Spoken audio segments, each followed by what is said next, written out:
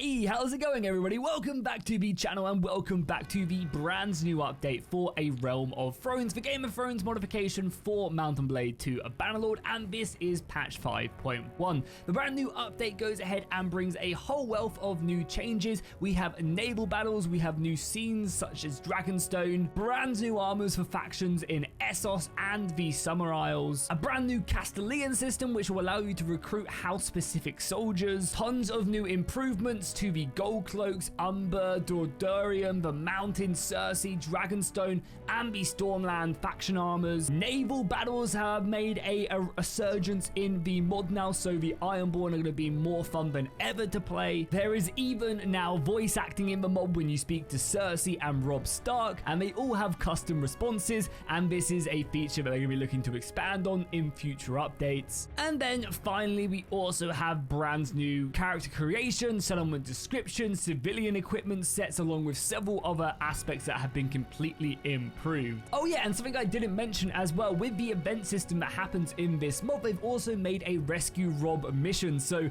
now when Robb does go to the Red Wedding, normally he would die. However, you will have a time to actually go and attempt to save him. That will require you to break into the twins and then try and fight your way out, which again is super cool. The more events like we get like this are just absolutely amazing, and I can't wait to see them kind of expand this mechanic more and more with the other events scattered around the War of the Five Kings. Hey, so here we are inside of the game now. We're going to start off by taking a look at the beautiful new Dragonstone Keep. This thing is absolutely incredible.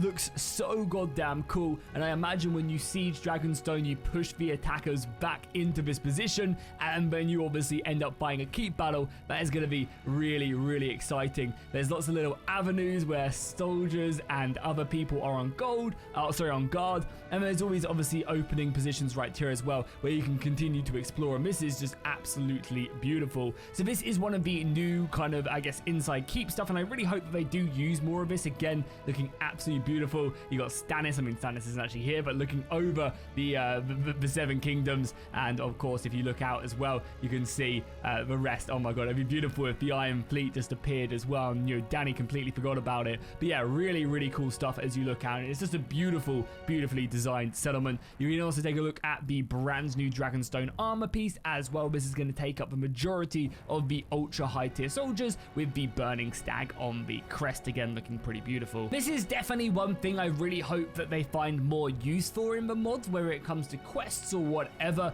because again, so many of these scenes and city scenes are so beautiful, but you never really find yourself using them too much, which is always such a shame. So yeah, I hope they give you a reason to actually come over to these and explore them, and yeah, you know, whether it's quests or whatever, you know, battles, events, whatever that happens, you know, it just looks too good not to have to use this a bit more. Whilst we're here as well and taking a look at the custom keep scenes, we might as well take a look at Marine. Again, another absolutely beautiful scene, really expanded out in the pyramid. Obviously, Daenerys would normally be sitting upon that throne with her soldiers, her Dothraki, and the rest of her hordes laid about. Again, looking really cool. Does it actually? No, it is just very bright out there. There's no like water or anything else or city to look down. That'd be a cool little expansion right there. Marine's a little bit smaller than Dragonstone, but still cool nonetheless. And if you ever have to come and, you know, meet Daenerys, this is a great place for it to actually take part. So the next mechanic that has actually recently been added in is their own version of serve as a soldier. That's a mod that allows you to join up with any army in the game,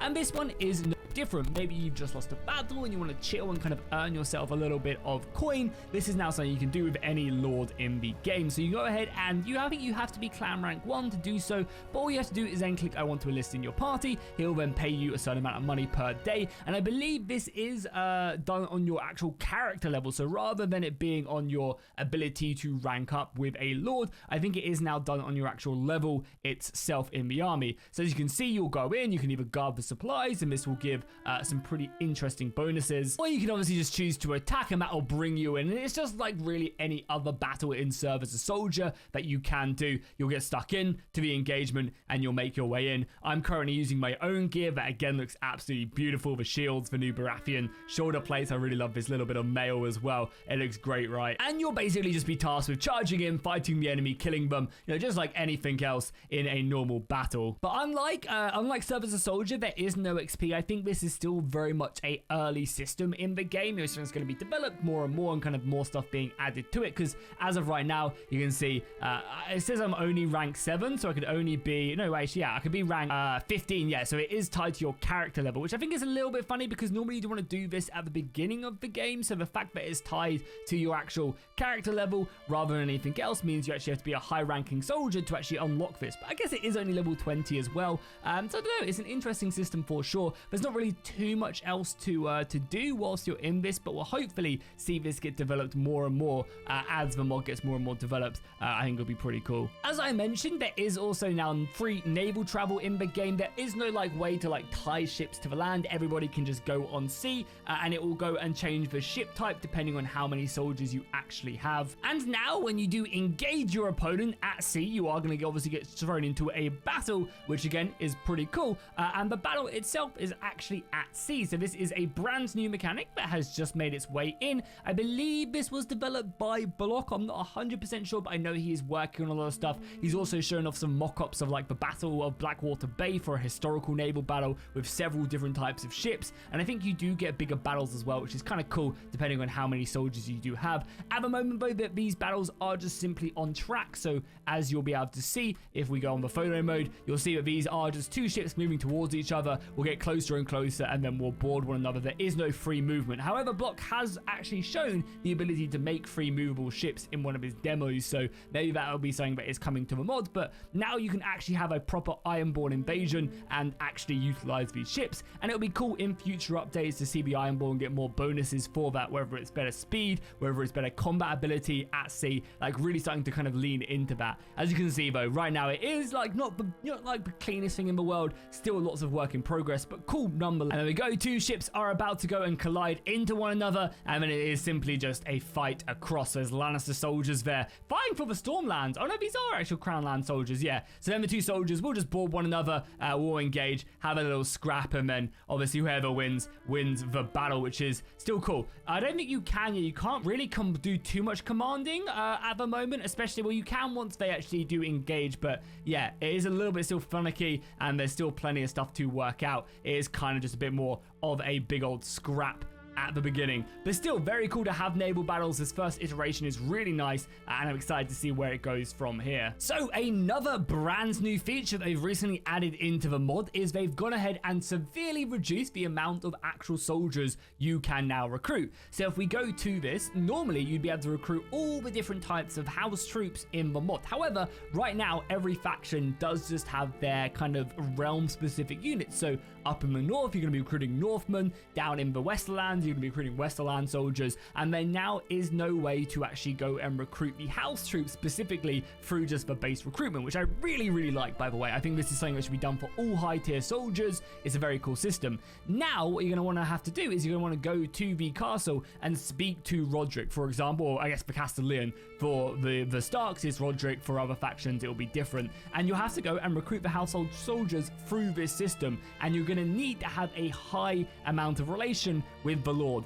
I think 80 is maybe a little bit too high. It's going to take you a long time to get there, but I guess if you start releasing people from battle and actually focusing on that relationship gain, it's actually not going to be that crazy, and this will allow you to recruit some of the best units in the game. Every house will have their own specific stuff, and they've been greatly expanded as well. If, for example, we take the Men of Hightower with the House of Dragon right around the corner, you can see that this is going to be their house troops, and again, they go up to some really nice, soldiers of Old Town. The Riverlands again will have their own specific units, and I think it'll be really nice to hopefully make these a bit more specific. So it'd be cool if each house had a special ultimate unit. Right now, the Riverlanders have their elite cavalry and obviously their longbowmen. The Royce again have a similar setup. So yeah, I think it'd be kind of cool to specify certain houses to maybe have a tier 6 of what they're good at. Obviously House Royce probably is pretty strong at using that cavalry. Even got their cavalrywomen to kind of fit in with the and their infantry. But yeah, it'd be nice if, like, you know, maybe the Ironborn had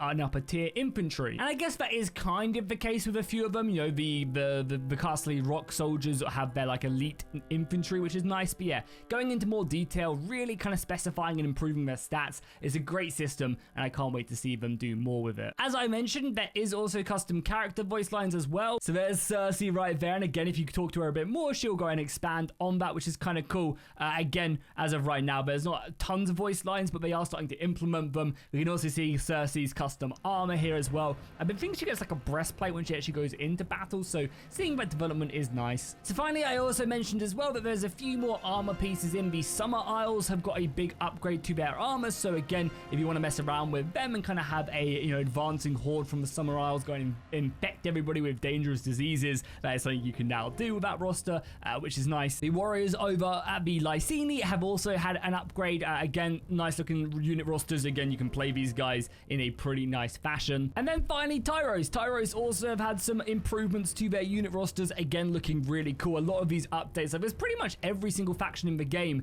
does now have some cool custom soldiers to mess around with. There's very few factions that are still needing unit upgrades. Again, Pentos, you can see in their heavy armor, looking very medieval. Bravos in their awesome kind of Spanish conquistador plate armor. Again, as I said, there are plenty new unit upgrades. Essos have had a real kind of resurgence right now with all these improvements and armors. You can even have a little bit of fun as Yi Tai, and again, I really like the look of them. I'm going to have to do a little run through of their soldiers because they go up into some very cool samurai looking units, some elite cavalry. Yeah, so you could do some serious damage with the Yi Tai infantry. And all of this is not to mention the most recent improvements alongside this update. So if you haven't played this in a couple updates, there's been tons of new additions. The Twins now has a complete custom siege map, so that's again another really cool feature. Factions like Tarth have also had a big improvement to their unit roster. If I just engage this guy, you'll be able to see them. Again, new armors for a lot of these house specific